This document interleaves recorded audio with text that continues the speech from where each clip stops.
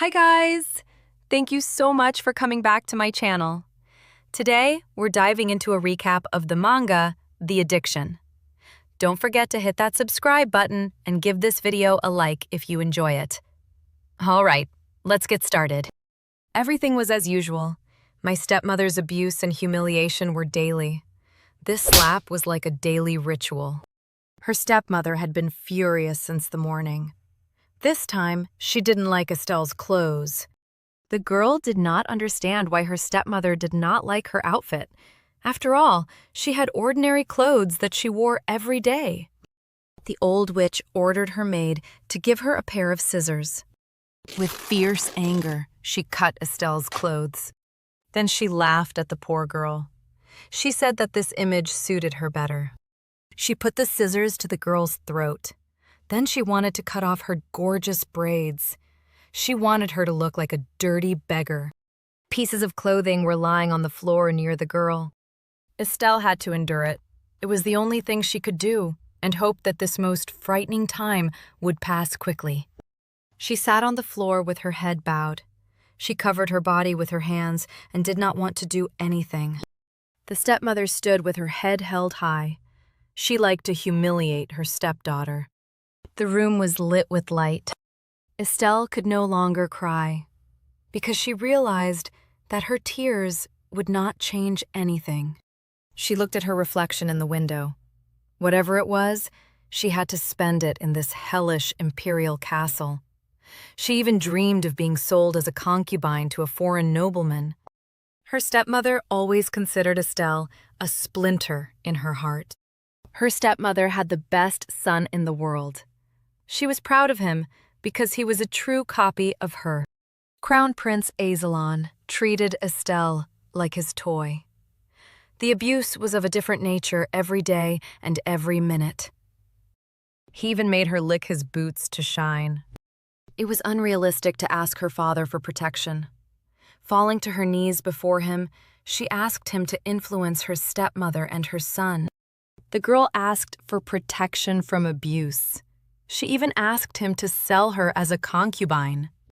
As always, her father pushed her away and forced her to keep quiet and not slander his wife. He was indifferent to her.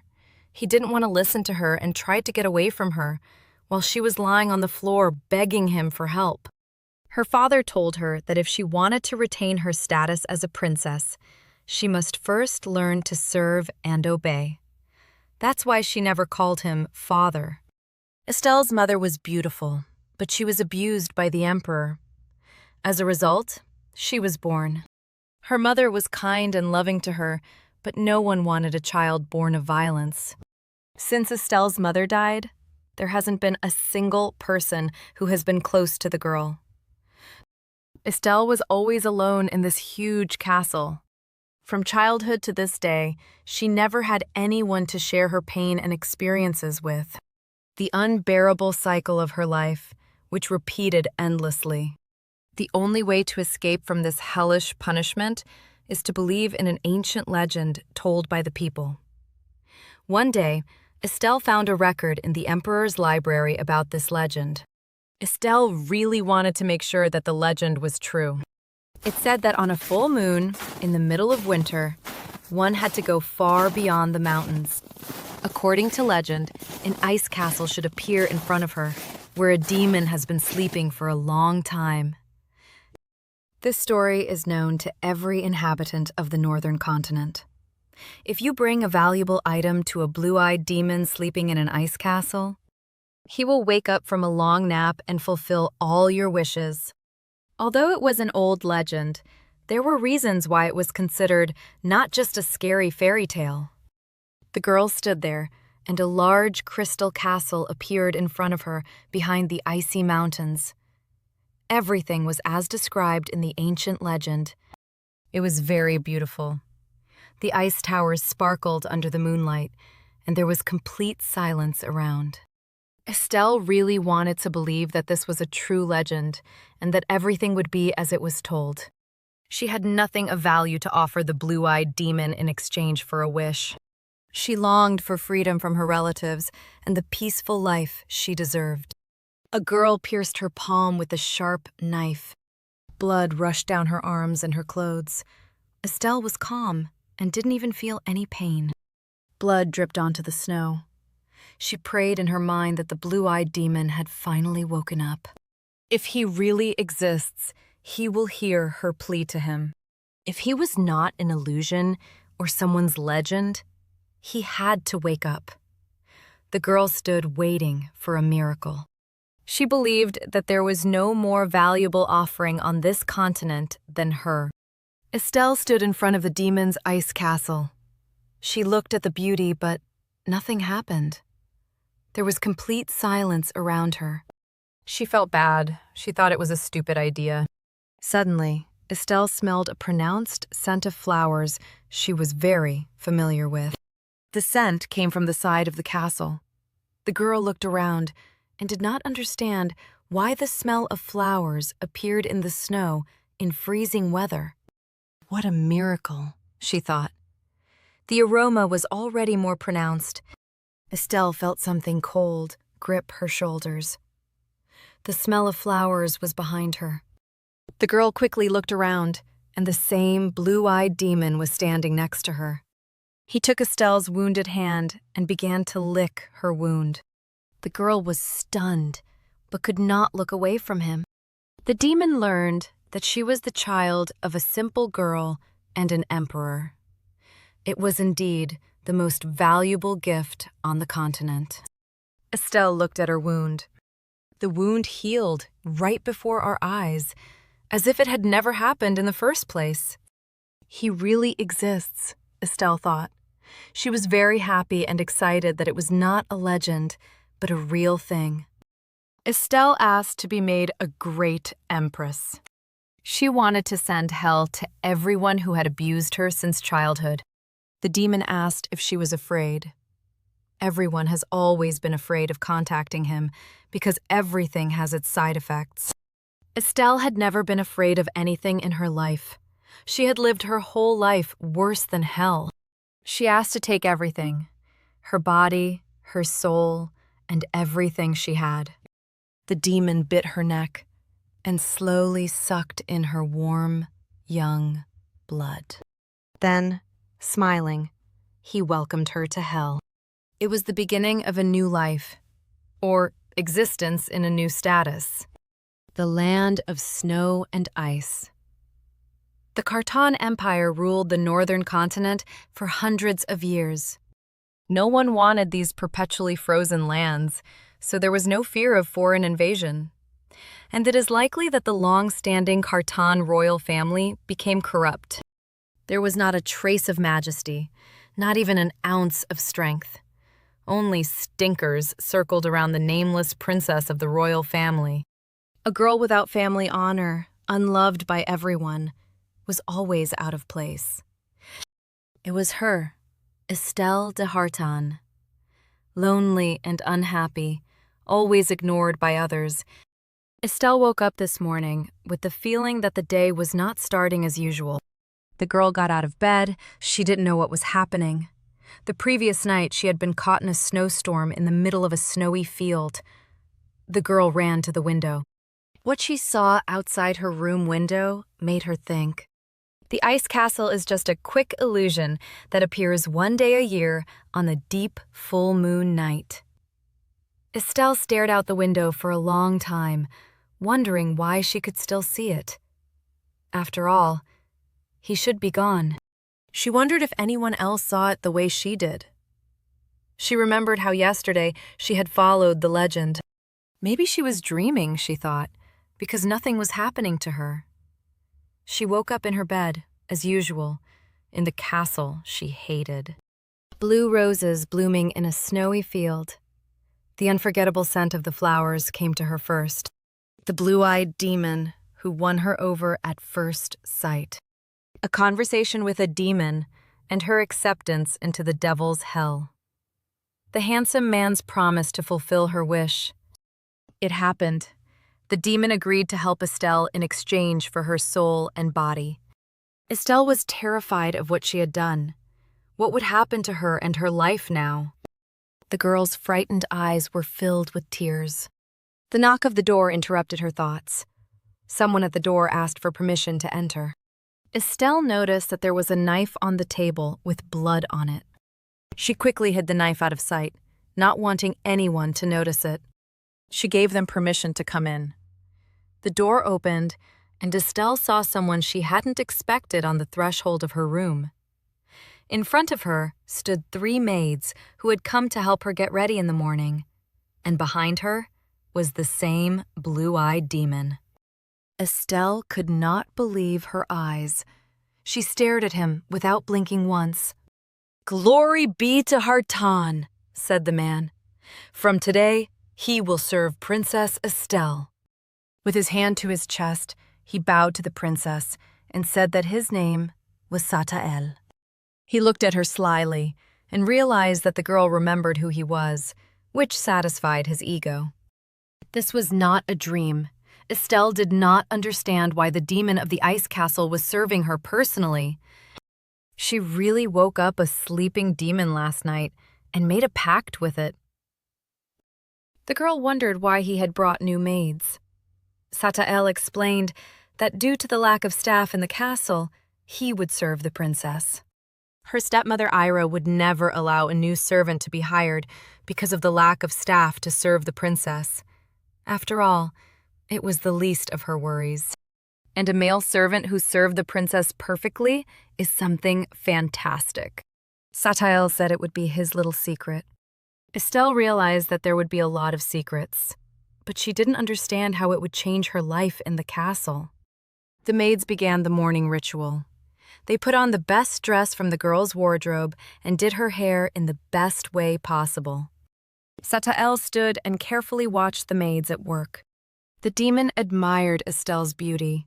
She was very beautiful and elegant. The maids did their job thoroughly and were ready to leave the princess's bedroom. Estelle was left alone with a blue-eyed demon. Still, how he managed to become a servant? What happened? Estelle asked her new friend. Satael said he could do anything he wanted. Nothing is impossible for him. Estelle could see that he didn't really like the role of a servant, but it was part of his plan to fulfill the girl's wishes. Suddenly, the man was approaching the princess. He gently took her shoulders with his hands. He wanted to squeeze her tightly and embrace her in a warm hug. The demon leaned very close to her. She could feel the coolness coming from him. Satael bent the girl over and tried to put her on the bed. She was confused, even a little scared. The girl tried to resist because it was rude, and she was a bit hurt and uncomfortable. The man tried to reassure the princess, assuring her that he would not harm her. The girl did not understand what he wanted from her, why he was behaving this way. After all, she thought he would immediately make her empress. Satael continued to hug the princess and tried to get to her neck. He pressed his lips to the girl's neck and smelled her sweet scent. He was quite pleased that now she smelled as much like flowers as he did. With his arm firmly around Estelle's waist, he lifted her up and sat her on his lap. With a sly smile, he asked the princess to call him Satael. She relaxed a little and calmed down. She thought to herself that it would not be worse than before. The girl asked him to stop laughing and answer her questions. She asked if he had really come to her to fulfill the terms of the contract. Satael said that he never breaks his word. The terms of the contract are like law to him. Holding the girl by the waist, he said that everything would not happen so quickly, but would gradually fulfill her request. He will definitely help her gain the popularity and power she wants. But if she wants her wish to come true right away, it can be arranged very quickly. The girl was brave enough to sit on the demon's lap. He held her hair and smelled the scent of her young body. Without taking his eyes off her, the man said that he could hang the corpses of her entire family instead of flags in the castle until tomorrow morning. Her hair had a pleasant scent that Satael could not resist. He wanted to take the girl in his arms. Estelle argued that it shouldn't be done. She didn't want to see such cruelty to her relatives, no matter how disgusting they were. She didn't want to destroy them. She wanted to own them, to punish them for abusing her for all these long years. She wants them to suffer like her, to endure the same humiliation, to completely crush and end their rule in the empire. After all, they did not feel responsible to anyone. All those who were against the emperor were quickly punished and destroyed. Estelle wanted to put the imperial crown on her head, even if it was drenched in the blood of her ancestors. Satael listened attentively to the princess's statements and wishes. He remembered her every word. Yes, he knew that this girl had suffered a lot from her relatives. He was glad that she had come to him. He liked Estelle immediately. She was very beautiful. He couldn't wait to embrace and possess the young lady. Estelle loved the demon's gentle touch. She had never felt so good. At the same time, she felt calm and protected. The girl was even a little embarrassed, trembling. A warm, pleasant feeling went through her whole body. The demon promised that he would do everything to meet her wishes. He wants the princess to enjoy revenge every minute. But until the goal is achieved, Estelle will be his master. Estelle was still interested in what would happen after the goal was achieved. The blue-eyed demon thought for a moment and smiled pleasantly. Then he smiled and said that once the goal was achieved, he would become Estelle's master and take everything, her pure young body and noble soul. He can't wait to take full possession of it. After all, it was one of the terms of their contract. He immediately said that the new empress would like what he had in mind. The ice castle reappeared in broad daylight. No one could have imagined such a spectacle in their entire lives. Not only the Hartan Empire, but the entire northern continent was shaken. People could not believe that they were seeing him in broad daylight. After all, they had only heard about it from their ancestors. Newspapers wrote that the world would end. People said it would be an endless and long winter. Although opinions were divided, everyone agreed that the eternal ice castle was a prediction that would bring great trouble. The emperor read the news and heard the rumors spread by people throughout the empire and the northern continent. The dignitaries of the empire asked their sovereign to pay attention to these events and take some action, said that he need to speak to the people and reassure them. The emperor decided to summon scientists who had studied everything about the ice castle and start working on the anomaly. The emperor was furious. Why should such an upheaval occur now, and why did the ice castle, which had not manifested itself for many centuries, begin to manifest itself during his reign? The emperor had no idea how to calm the people down. We had to come up with something immediately because they could not remain silent for so long and not react to these events. In his reflections, the emperor did not notice how his advisors and guests came to him. Count Bellevue has come to help solve the problem of people's anxiety about the ice castle. People all over the continent are expecting trouble and behaving anxiously. They organize various riots and protests. He suggested that the royal family should declare the ice castle a good omen and that the rumors should subside. All those present supported the count's proposal. He was always confident in his actions, and the emperor listened to him. The emperor decided to make a speech to the people. They believed that such a speech could reassure the inhabitants of the empire, but the problem with the ice castle would not be solved. Discussions began about what would happen if the people did not believe the emperor. They didn't understand how an ice castle could be considered a good prediction when it was inhabited by a blue-eyed demon. The count was about to leave the imperial hall.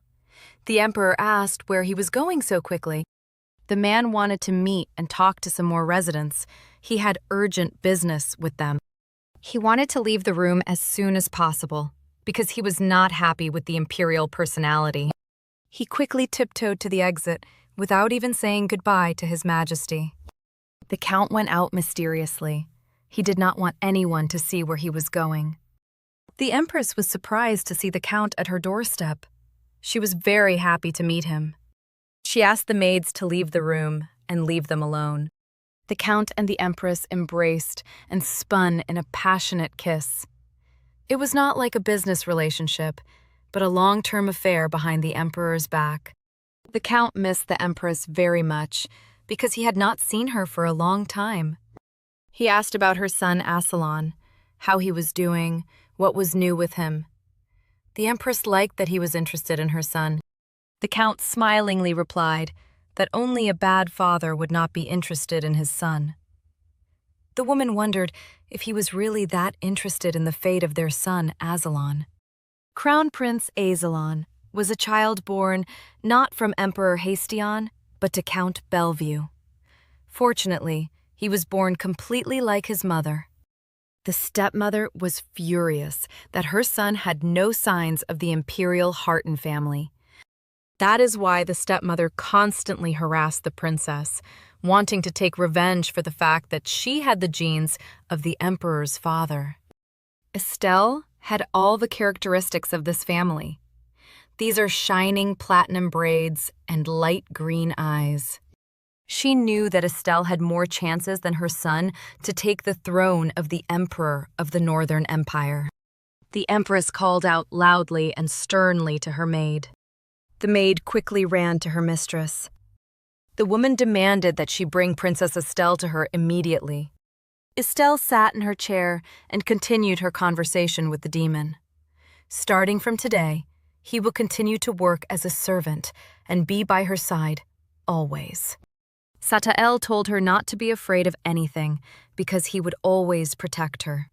To be confident and stand up to her bullies.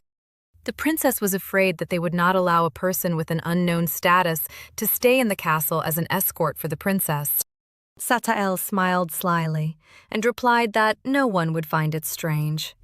He had already arranged everything so that no one had any additional questions. Suddenly, the Empress Ira's maid came running to the princess. Satael reassured the princess not to worry. Everything would be fine this time, he assured her. The demon wanted Estelle to introduce him to those she wanted to destroy. Estelle soon arrived, as the Empress had ordered. The princess looked at her stepmother with frightened eyes. As always, she was afraid. But next to her stood a very calm Satael. She was surprised to see the Earl of Bellevue beside the Empress, but did not show it. The girl made a curtsy and politely greeted. The stepmother asked how the princess managed to lure the man to the castle so quickly.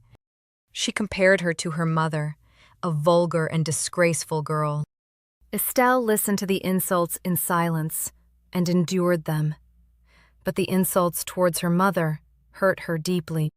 A commoner without family or tribe, Estelle's stepmother called her. The Empress ordered Satael to raise his head and look her in the eye. The Empress wondered who the young man who accompanied her was. Why had she never met him here before? Estelle was confused and didn't know what to say. The Empress thought that he was the first man she had ever wanted to hold close to her and desire him all night long. The girl replied that it was a new attendant appointed to the princess's palace. The stepmother was smiling, and she was clearly interested in the young man. After all, the demon was a real handsome man. For the first time, Estelle left the Empress's palace without any scandal. In the evening, the princess read literature on the methods of ruling an empire. She had never been interested in such things before. Satael was close by. He tried not to disturb the princess and not to distract her. She asked why Satael was smiling at the Empress, as if trying to seduce her. He will be able to seduce her if he needs to. It will not be a big problem for him. Estelle did not want him to do this. She considered it unclean methods that were not suitable for revenge at all. The demon stretched out his hand to the blue roses that were all over the princess's room. Satael believed that methods did not matter. He promised to make her empress, and he kept his word. Taking the girl by the chin, he said that he believed that simply killing them was not enough. Had she woken him up because she wanted to be thrown into hell with them? The girl replied that as long as he does his job in a certain way, she doesn't care what he does. But the demon had decided to become her servant, so he had to follow the princess's orders. Estelle wanted him to call her princess. The demon bowed and agreed. With a smile on his face, Satael agreed to call his master a princess. Was it just her imagination, or was he really enjoying it? Perhaps it was because he was not human, and she had no way of knowing what he was really thinking. Estelle was interested in the demon's real thoughts, and personal interest in the agreement with her. The demon has been waiting for many years for this unique opportunity to make a pact with the princess. The girl closed the book and asked him why he was trying to seduce the empress. The man replied that to be an empress, you need the support of others. But Estelle didn't understand what he was getting at. Satael explained that they need to weaken the empress's power. The rift in the alliance between the empress and the count should be their first task. Estelle knew that their relationship would not be easy to break. Count Bellevue was an open lover of Ira. Although the emperor noticed this, he did not want to deal with the problems and ignored their relationship. Estelle said that Ira was very fond of the count and might not pay attention to the young man. But the count could easily betray the empress. They needed to attack from two sides to avoid wasting time. Atael took the princess's hand and asked if she really wanted to seduce the count. The princess took her hand away. She was embarrassed. She said it was unrealistic and not part of her plans. She believed that there was nothing in her that could attract the count's attention and interest. The devil said that he did not even try to ask the princess to seduce him. The princess misunderstood him.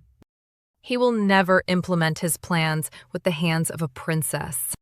Satael added that Estelle is very beautiful and that he was impressed that she managed to wake up someone who had been sleeping for centuries. The girl replied that it was because she was a Devaris. The man smirked and asked her if she thought there hadn't been a single Devaris who hadn't tried to wake him up. The Devaris are a tribe that lived on a desert continent, known for their unique, powerful abilities. It was said that their blood could heal even the most severe and deepest wounds. This power, which people were looking for, led to the defeat of the kingdom of Devaris. Estelle's mother was the last princess of the fallen Devaris. She always told her daughter that she had royal blood in her, and that she should find out about the members of the tribe who survived.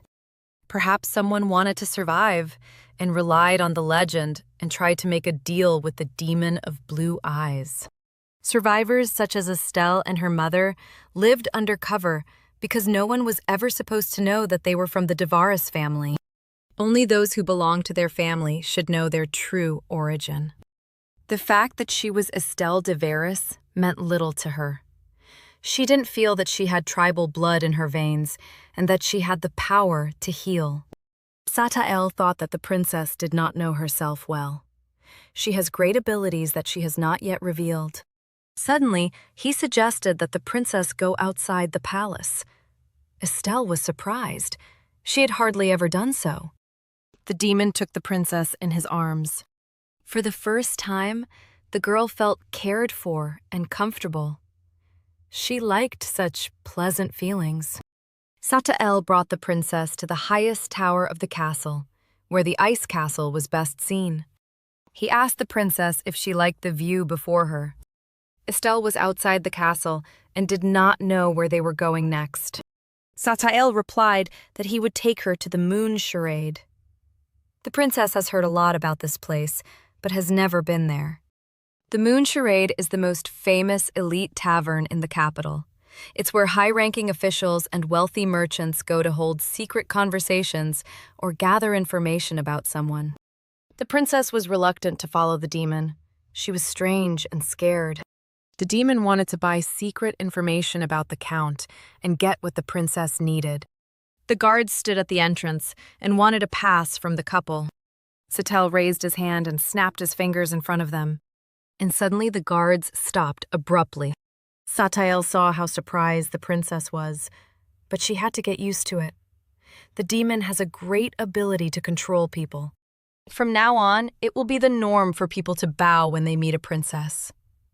They walked calmly to the tavern. There was a lot of interesting literature at the entrance. Before them stood a little boy. The boy stared at them and with a strange smile asked what it was that looked so appetizing. Estelle was surprised, but she would have to get used to it. People who will bow their heads and be kind to her will become the norm for her from now on. Estelle did not understand whether all this was just entertainment for him. It was still strange to her that even a deal made at the risk of his life. Satael asked if she knew who owned the Moonlight Charade Tavern. She thought it was the Marchioness Parcilia. She is known in high society as a widow who built the Moonlight Charade on her late husband's fortune. Some people thought the widow was very lucky when her husband died. It is hard to find a person on the continent who does not know the owner of the tavern, Marchioness Parcilia. The tavern was beautiful and cozy. The labyrinth of corridors looked like an unusual structure. It was very quiet there. Not a single employee was visible. Satael told the girl that the Marchioness Parcilia was just a mask hiding a bigger truth. They walked for a long time along the long corridors of the tavern. The princess looked at everything around her. She couldn't understand why there were books everywhere. A lot of literature pointed to something. They noticed a little boy in front of them. The girl was surprised, not understanding what he was doing in such a place in the middle of the night. The boy looked at Estelle with curiosity and said he was very curious who she was and said it looked delicious. Even the blue-eyed demon became curious. The boy replied that curiosity about everything was the source of his life. After all, he realized that they were interested in his books. The knowledge and awareness of what he had read was what interested him the most. The princess asked him why he was in the tavern. "Is it because of the books?" The boy did not answer, but said that the princess had a beautiful scent, and he liked it better. The impudent boy grabbed the princess and asked the demon for permission to share the beauty, since he had brought her here.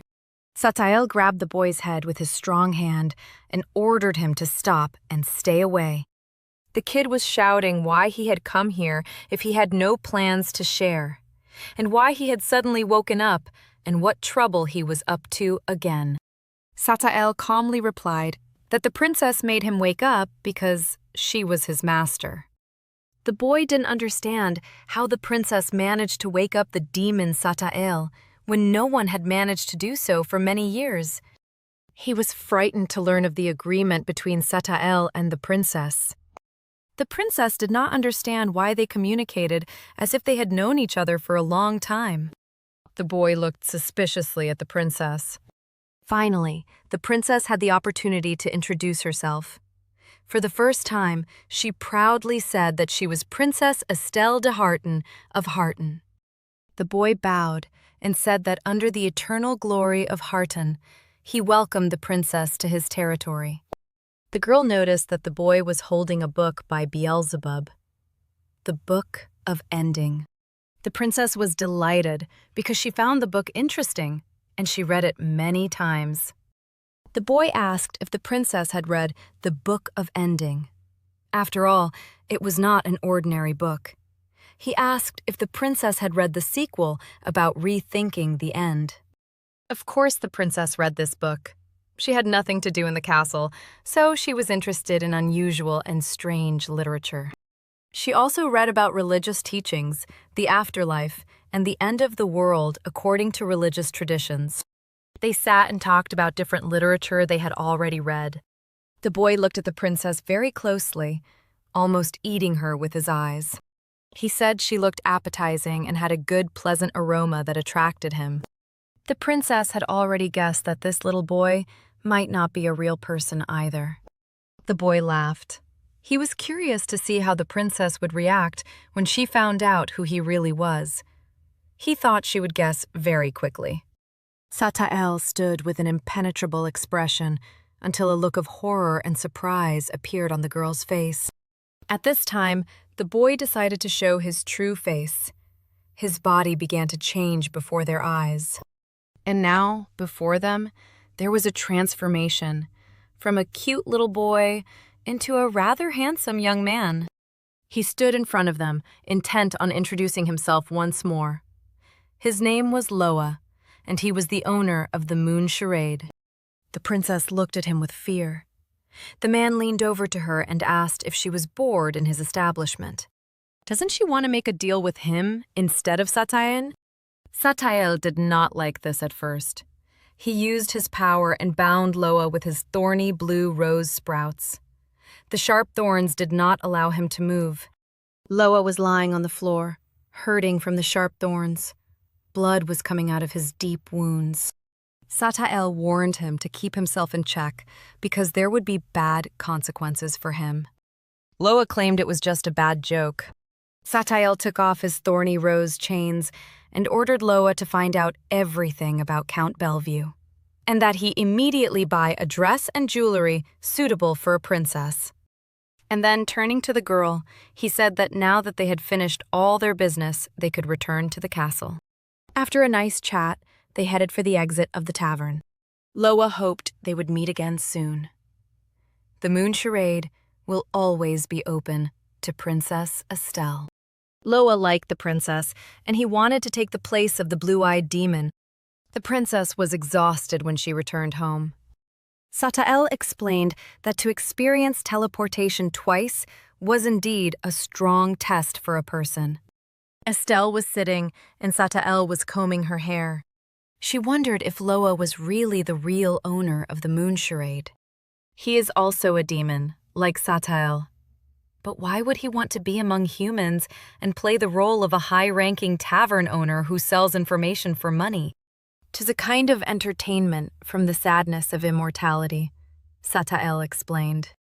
Estelle couldn't understand why it was in the midst of people. What gave him pleasure? The man explained that this is because human souls are easy to get, and demons are always hungry. Estelle was sitting there. It felt so good when the demon gave her a relaxing massage. The girl wondered if Satael was a king-like figure among demons, since he had handled Loa so easily. Satael replied that he was the oldest and strongest among the demons. Loa opened up to the princess, and it meant that he trusted her. She has achieved something important, but Loa is greedy, so you need to be careful. Estelle didn't know what the future held for her. She asked if she shouldn't be careful with Satael himself. After all, he could also have been up to something of his own and set up or take advantage of the princess's trust. The conversation between them lasted until late at night. Satael did not know what to say to the princess. Only time and his actions would tell. The princess was waiting for the blue-eyed demon's truthful answer.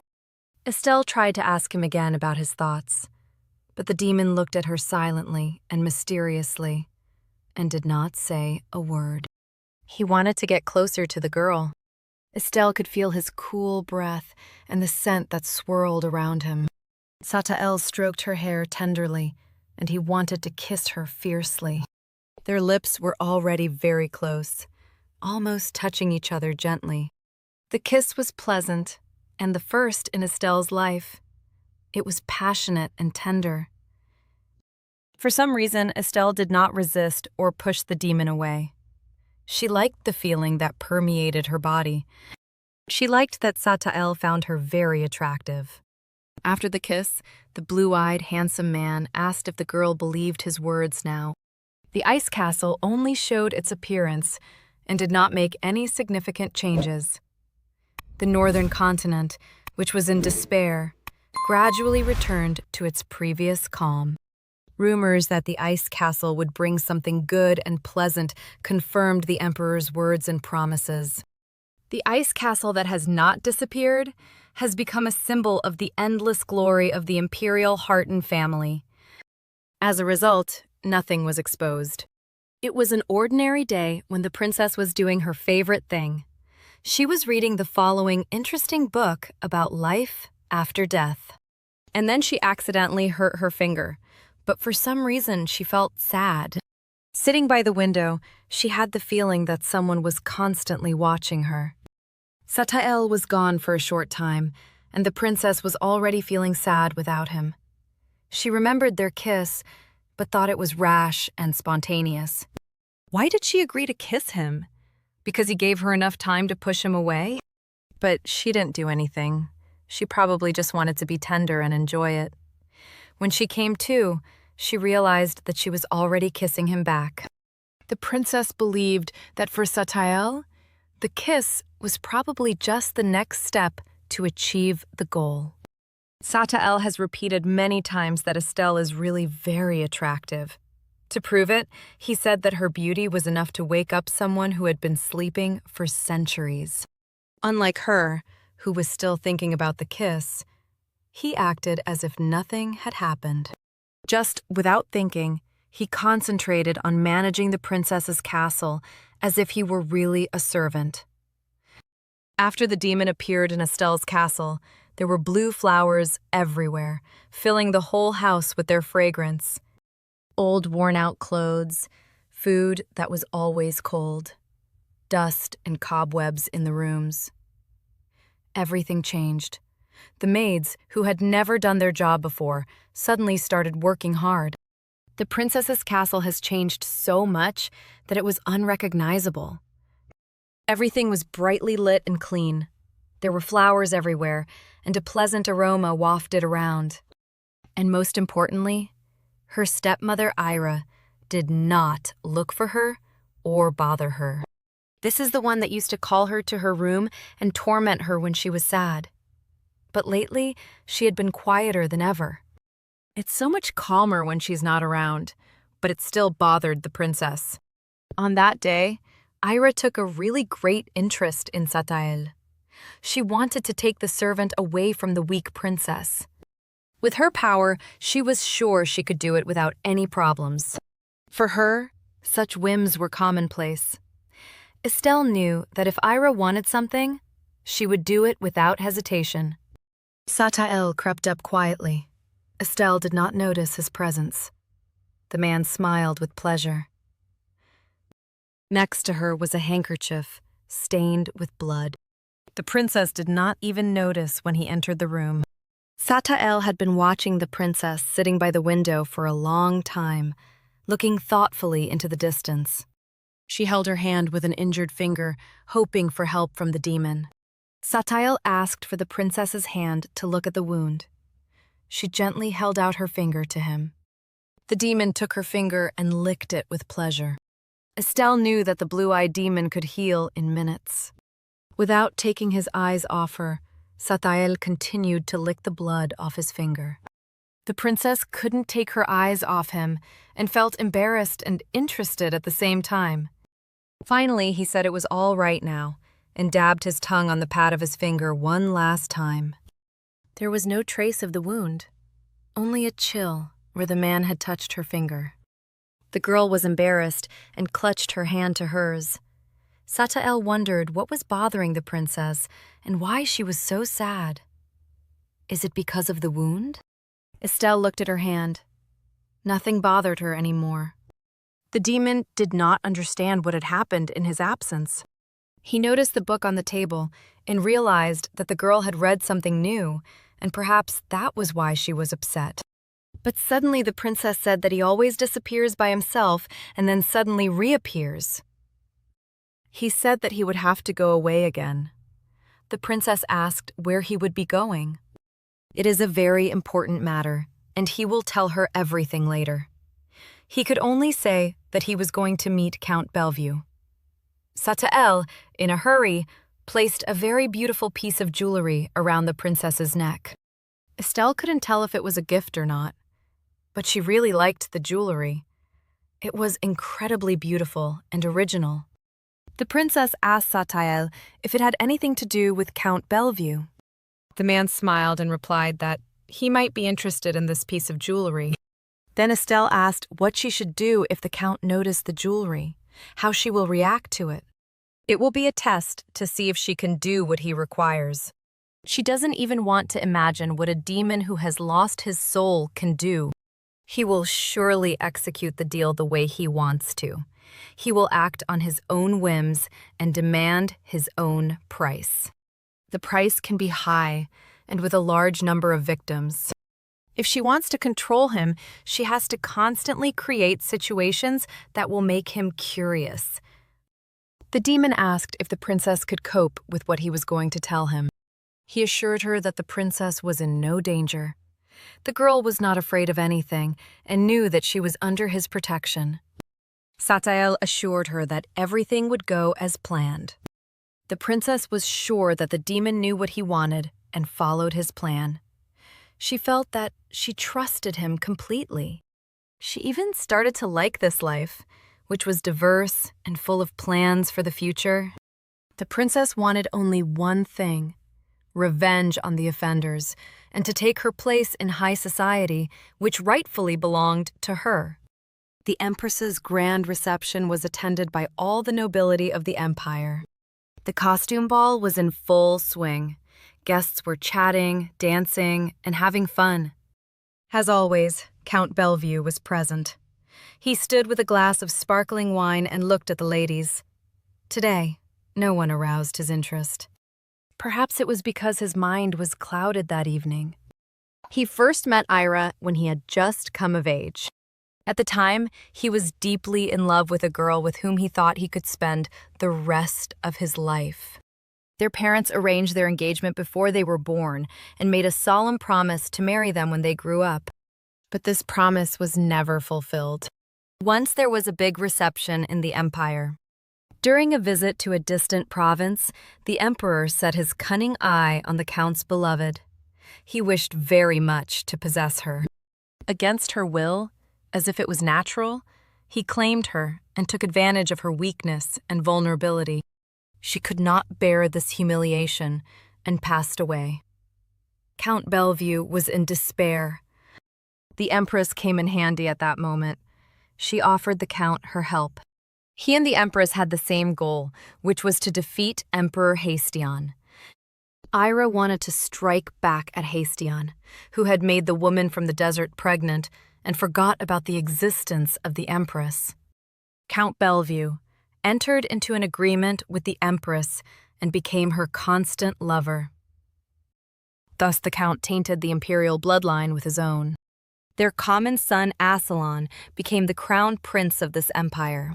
But even this was not enough to satisfy him. To take the best revenge, he went to the very heart of the government. His arrangements and relationship with Ira, and the power to control people as he sees fit, would be the next step. He wanted to be free from the Empress, but still live and bathe in luxury. From then on, it became a daily routine for him. At a large reception, he noticed a blue-eyed servant. A new servant assigned to the princess's estate, a petty nobleman from the provinces who had divine beauty.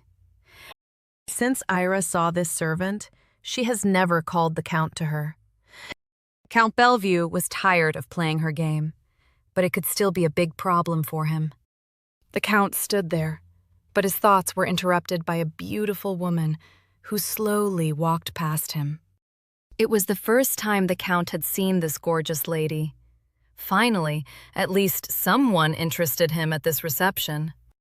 Estelle looked more attractive than ever.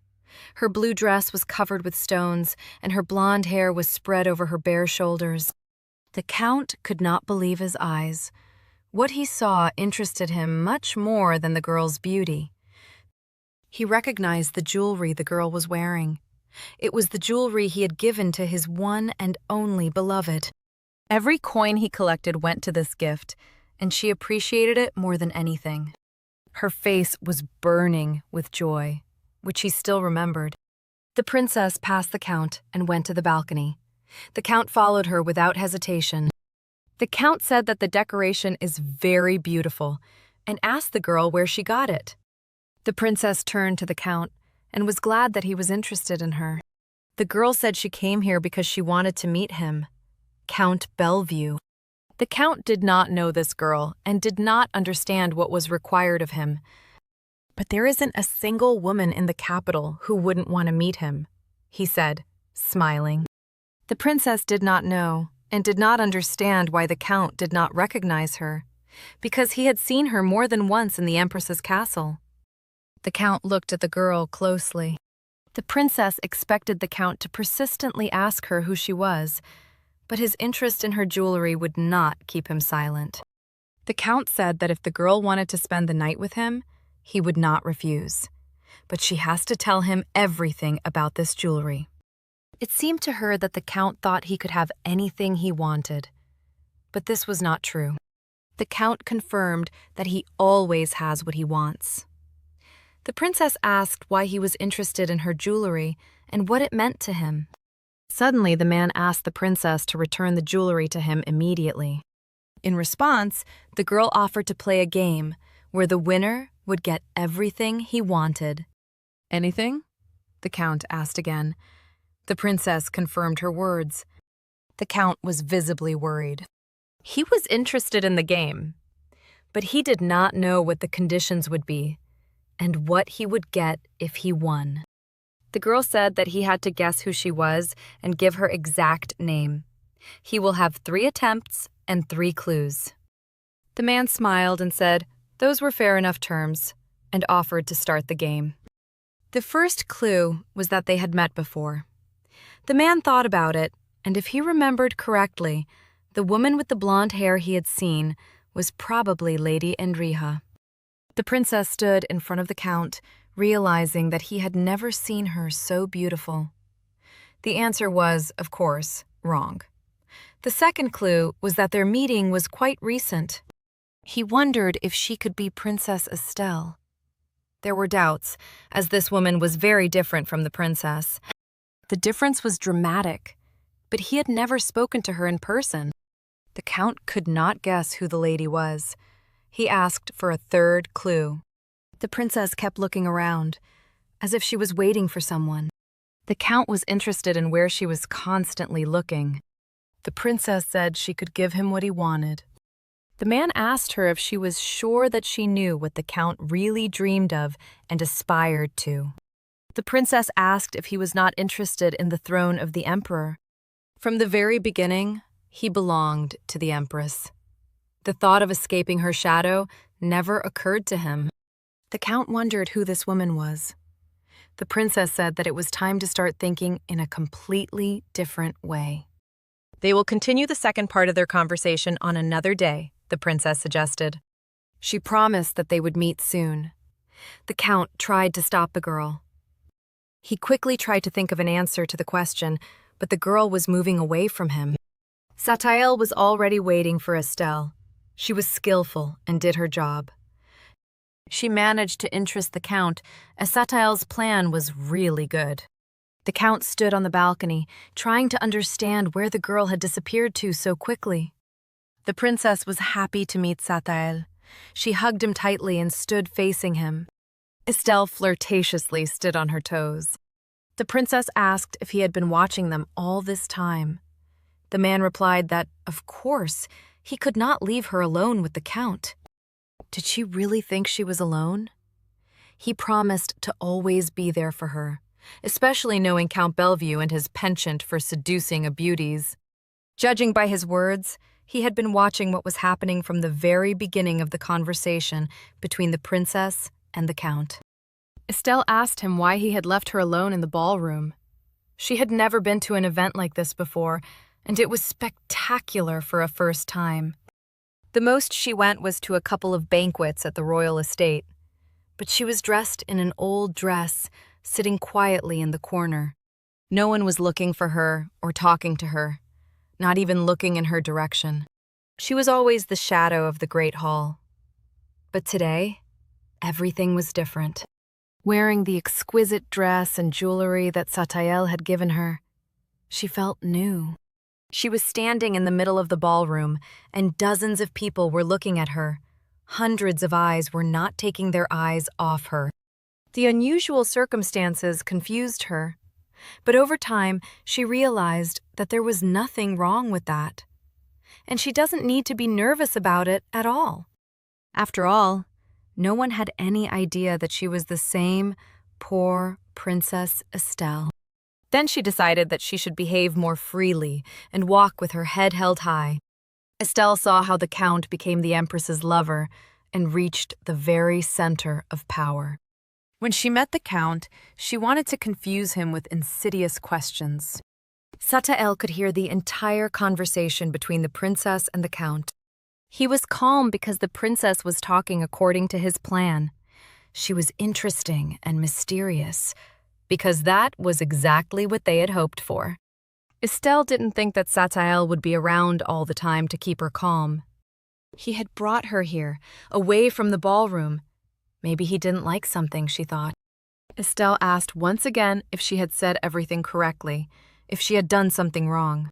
Satael reassured the princess, saying that she had done even better than he expected.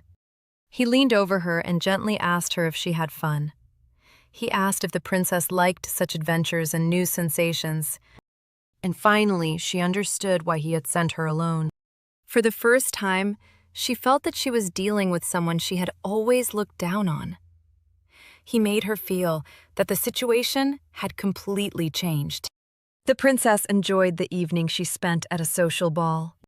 Attention from someone she could never trust made her heart feel strange. Suddenly, in the process, she felt like dancing. She hadn't done it for so long. She even forgot what it felt like. Satael kissed the lady's hand and asked her to dance. He reassured her that he hadn't danced for a long time and might be clumsy. They decided that they would see in practice how much they had forgotten while no one was watching. Imaginary music sounded in the girl's soul. They danced in the middle of the square in front of the castle.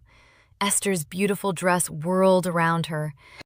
The princess really liked their combination in the dance. They were even good at it, despite the fact that they had been doing it for a long time. Satael was a skillful partner. It felt like he trained every day. So far, he has been attentive to her, but who knows what he might do when he loses interest in the princess. The princess should have been more suspicious and more cautious. They continued to dance in a quiet atmosphere to an imaginary melody. The princess looked at the man. On the one hand, Satael had never let her down. He did everything he said and promised. But on the other hand, she couldn't trust him completely and still keep an eye on him. The wind blew her blonde hair. Satael suggested that the princess do something more fun. He took the jewelry he had put on her in the morning. He asked if the princess liked it. The girl said that every time he picks up the pendant, she feels strange. Satael took the pendant and promised to make sure that this strange feeling would disappear. Still, he wanted to kiss the princess. And that was the most pleasant thing that had happened today. The man pulled the pendant with force, and it broke and fell to the ground. They had never kissed like that before. They loved it and didn't want to stop. The kiss had never been so sincere and pleasant. Estelle had never felt such a pleasant sensation in her life. She was even afraid to get intoxicated on the pleasure he was giving her, and then suddenly afraid that a man would be able to manipulate her. Estelle came to her senses abruptly and pushed the man away from her. The princess stood aside and invited him to bring them back to the castle. Satael was calm and understood the princess, so he easily agreed with her. He didn't want to embarrass her or force her to do anything against her will. The Empress was resting in her room. She was sleeping, but sometimes strange sounds were heard from her lips. It was clear that in her sleep she was disturbed by something and said strange names. A woman woke up from a nightmare dream, very frightened, and kept screaming. It was just a dream, she thought, and breathed out a sigh of relief. It was very strange that in her dream she saw the same servant who had been introduced to Estelle. She saw him very vividly, as if he were in a dream. It was as if he was there, seducing her. She was writhing and screaming with desire. It was only when she thought she was about to die that she finally woke up from her sleep. She wanted him, and wanted him to want her too. The Empress sat on her bed and thought of his name. It had seemed familiar to her from the first time she had seen him. No matter how hard she tried, she couldn't remember that name. She thought that she had given birth to a child with Count Bellevue and raised him to the throne. That she could not turn everything to dust. But things change, and it was not surprising that she wished for another man. This was typical of all people on the continent. Someone's footsteps were heard outside the door. Satael quietly entered the Empress's bedroom. He watched her try to get some rest. Once upon a time, she was completely different, not so cruel and heartless. He felt uncomfortable. But this could not be, because emotions belonged to people. Strange feelings did not leave him. During his life as a demon, he had never shown any signs of pity or affection for anyone. Satael read a lot about the feelings of people. In order to understand their emotions and act appropriately in different situations, locked in the lure of eternal life, the one who woke him up from the ice when the demon was fading away from boredom will bring him happiness. For him, the ice castle was like a place where nothing happens. He could get out of it only when someone really needed his help. Satael held the jewelry in his hand. He wanted to protect this pendant, to keep it as a mystery from the distant past. He didn't want Estelle to push him away. After all, with her, the first pleasant sensations appeared in the demon's soul. Upon returning from the lavish ball, Estelle felt that her former life had finally vanished into the past.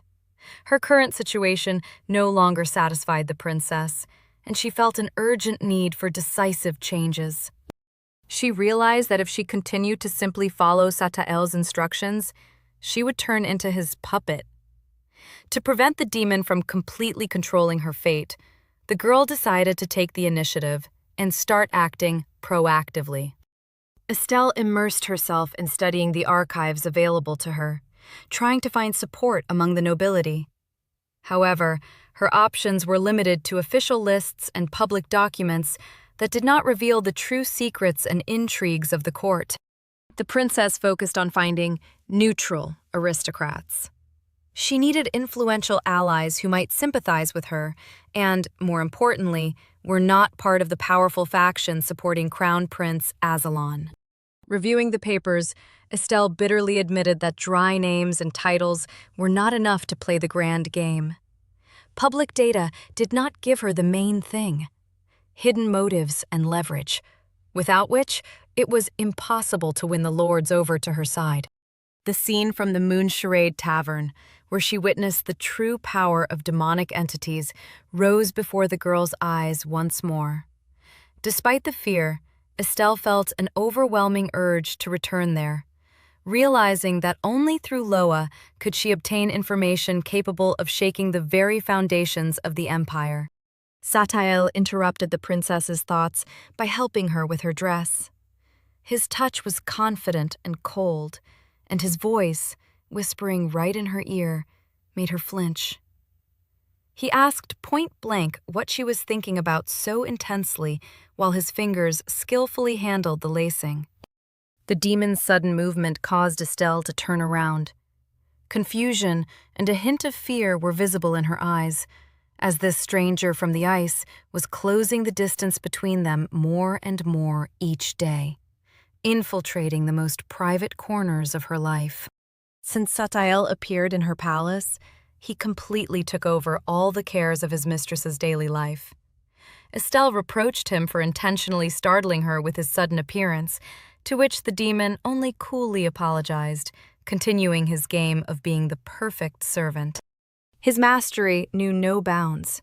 Satael easily handled the most elaborate dresses and complex jewelry clasps. What took a whole staff of maids hours to do, the demon accomplished alone, showing a terrifying pedantry in every detail. Even creating exquisite hairstyles came easier to him than to the most experienced masters of the empire. Looking at her reflection in the mirror, Estelle couldn't help but ask if there was anything left in this world that was beyond this creature's power. The demon froze for a moment, as if considering the limits of his abilities. He didn't find an answer right away, because for one who has survived centuries, the very concept of impossibility had long since lost its meaning. Putting the comb back into the jewelry box, Satael philosophically remarked that with infinite time at one's disposal, any skill could be mastered. Time was his primary resource, and human crafts were merely amusement for one whose life is measured in millennia. He confessed that long epochs of unbearable boredom in the ice castle forced him to try many different things. What Estelle considered talent was for Satael only the result of attempts to drown out the eternal emptiness and grayness of his long existence. When the princess recalled Loa, who preferred the form of a child, Satael only gave a condescending smirk. He explained that Loa is much weaker than him, and such a form is merely a way for him to survive and hide his true essence. For Satael himself, maintaining his current majestic appearance was no simple task, requiring constant concentration and immense energy. However, he did it voluntarily, wishing to match the status of his new mistress. Estelle couldn't suppress a smile as she listened to his explanations.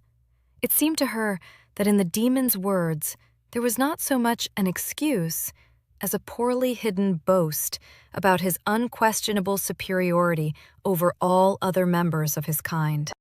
Estelle tried in vain to shake off the confusing thoughts, scolding herself for being distracted by such trifles in the presence of a demon.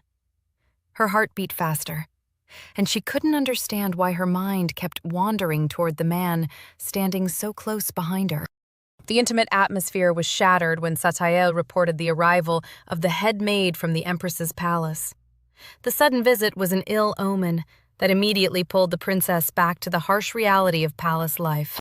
The message was crystal clear. Empress Ira wished to see Estelle in the royal garden. This summons made the girl shudder, as her stepmother had been uncharacteristically quiet lately, which usually preceded a new wave of cruelty. Fearing the worst, Estelle jumped up impulsively, intending to change into her oldest and simplest dress. She knew the Empress's habits all too well. Ira would surely find a reason to tear apart any beautiful garment out of pure malice, just to humiliate her stepdaughter. However, Satael blocked her path, firmly stating that there was no need for such precautions. Despite the princess's timid objections about her stepmother's inevitable rage, the demon remained unmoved, his figure radiating overwhelming power. He looked at her with such intensity in his eyes that it took Estelle's breath away. The man asked a rhetorical question. Who would even dare to lay a hand on her while he was near? With this, he made it clear that the era of her defenselessness had come to an end.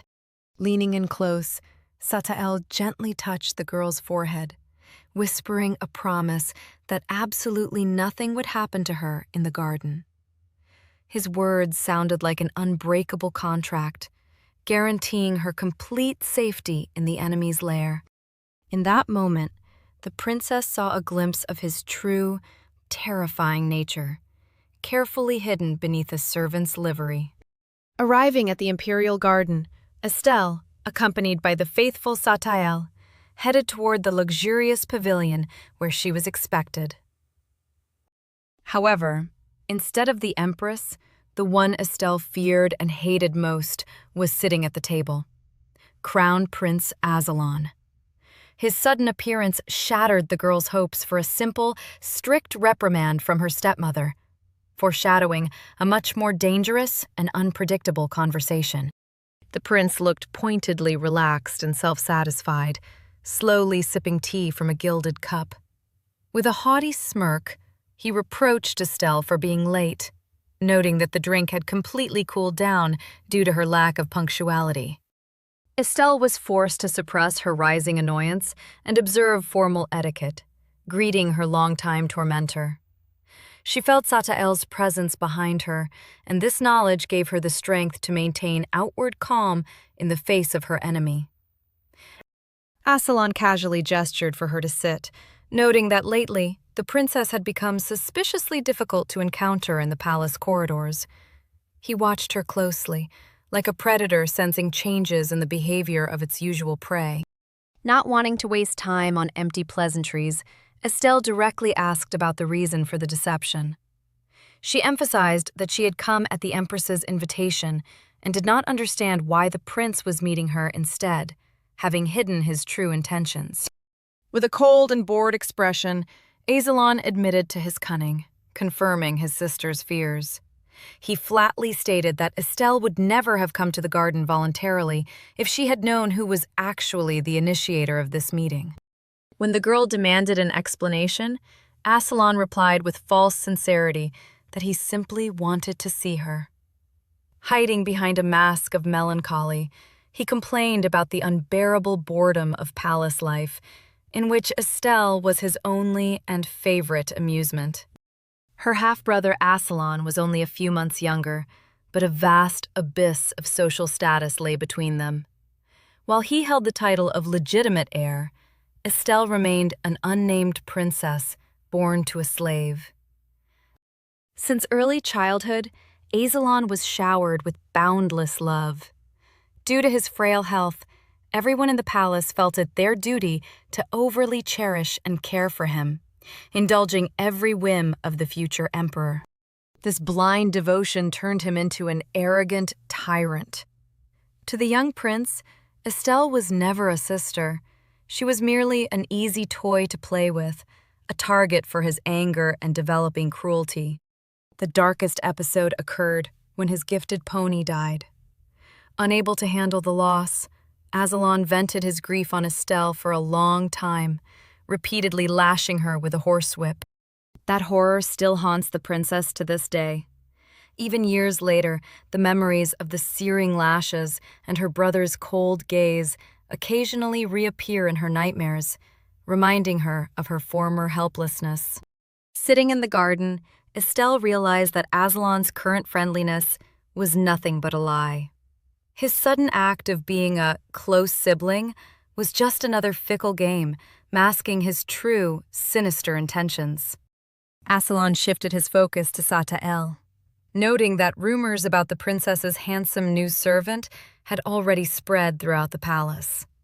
His keen, suspicious gaze studied the stranger, trying to understand how the forgotten Estelle had acquired such a stately attendant.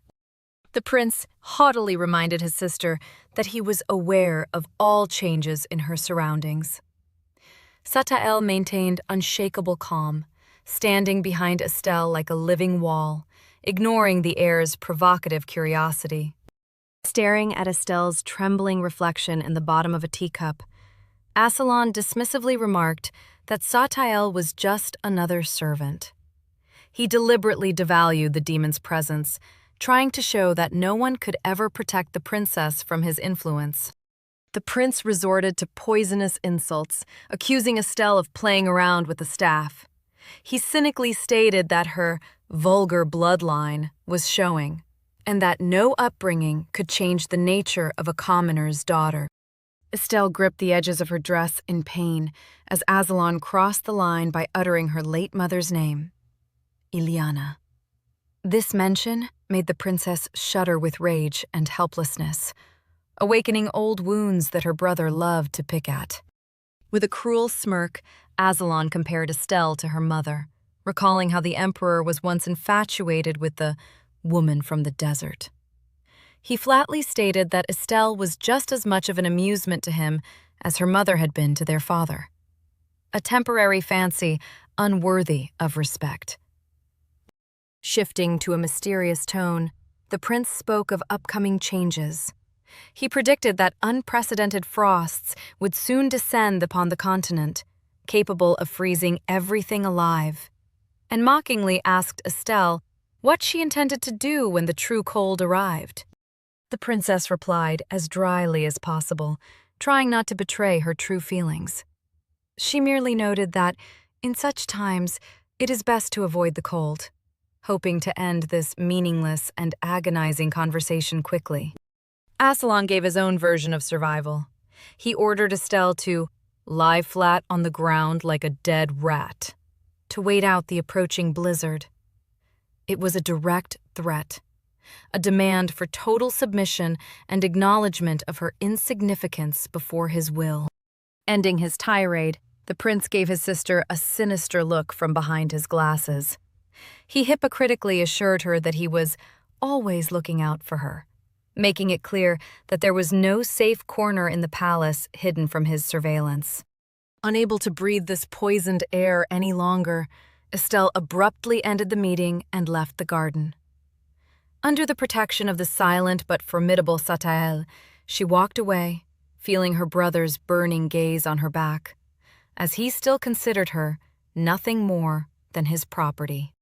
Estelle had already taken a few steps away when Asselon's icy voice forced her to freeze in place. With blatant arrogance, the prince demanded to know who exactly had given her permission to leave before their conversation was concluded. He continued to grip the cup of cold tea, his entire demeanor demonstrating absolute power over the situation. Asselon imperiously emphasized that he had not granted the princess permission to depart, reminding her of her dependent and powerless status within the palace. In the next second, the cup crashed onto the stone floor, shattering into small fragments at the prince's feet. Looking at the dark puddle and the splattered tea, Asselon remarked with feigned distress that his expensive shoes were now hopelessly soiled, deliberately provoking his sister for a reaction. Asselon reclined lazily in his chair, looking at his sister with mockery. He pointed to his tea-stained boot and insidiously asked if the princess would like to help him clean up his footwear. Estelle froze, staring at her tormentor's back. She realized that there was no help to be expected. There wasn't a single person in the entire palace willing to stand up for her. Her only way out seemed to be the usual humiliation, simply licking the spilled drink. Considering this her grim duty, the princess finally surrendered. With the sound of a heavy thud, she dropped to her knees before Asselon, ready to accept another portion of disgrace just to end this meeting as quickly as possible. However, at the very moment her knees touched the ground, reality suddenly faltered. Estelle froze with her eyes wide in terror, feeling everything around her change abruptly under the influence of an unknown power. The entire world around her instantly stood still.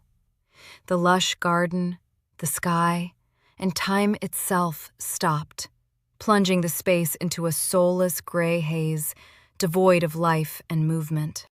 A frightening and inexplicable feeling of total loss of control over her own body overcame the girl. Even the guards standing nearby turned into motionless statues, frozen in bizarre poses. The princess felt like a prisoner inside her own flesh. She couldn't move even a finger. Suddenly, the silence was broken by Satael's calm and confident stride. Approaching the prostrate Estelle, the demon asked with cold disappointment in his voice why she knelt so submissively before those unworthy of even her gaze. As soon as Satael allowed time to return to its previous course, Estelle gasped for air. She tried to recover from the shock and calm her racing heart, barely realizing what had just happened. The demon, looming over her with a soul-chilling smile, offered to end her suffering with a single blow. He asked his mistress point-blank if she wanted him to kill all her tormentors right then and there. Satael promised to wipe out everyone she hated, clearing the path to power. He assured Estelle that all she would need to do was take the throne he would prepare for her with his own hands. Looking into the demon's eyes, the princess admitted to herself that this easy and comfortable path was incredibly tempting. A single nod could instantly put an end to the humiliation she was enduring now. However, realizing the true scale of her ambitions, she understood that this was not the kind of revenge she craved. All her life, she had been storing up her rage, cursing the very name Hartan. She was filled with resentment for all the cruelty that had left deep, permanent scars on her soul and on the fate of her late mother. Even so, she was painfully aware that she herself belonged, at least in part, to that very cursed bloodline.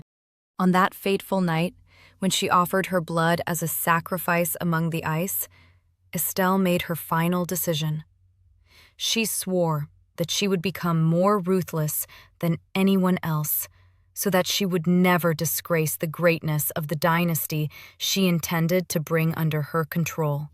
The girl reminded Satael once again that she did not want such a quick and easy ending for her enemies. She wanted their downfall to be slow and agonizing. With a faint smile, the demon accepted her will, confirming that from now on, he was nothing more than her loyal servant, bound by contract and unwavering devotion.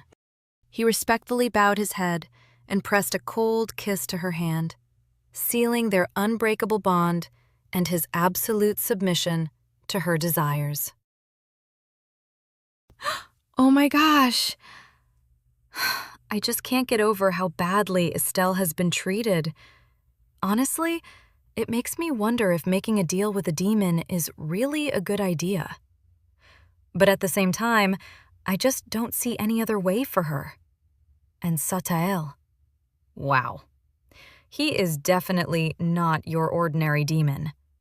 There's something about him and Estelle, some kind of connection that you can feel in every scene. He seems so cold and calculating, yet you can clearly see that Estelle has caught his interest. And sometimes, there's this tension between them, this romantic pull, almost like he wants to tempt her, test her.